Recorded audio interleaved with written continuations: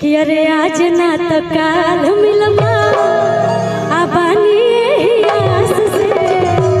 ए भैया पहले सुनिए, इधर आइए। नहीं नहीं क्यों नहीं? अब सुनना पड़ेगा। भैया हम शादीशुदा हूँ, कहाँ से रहेगा?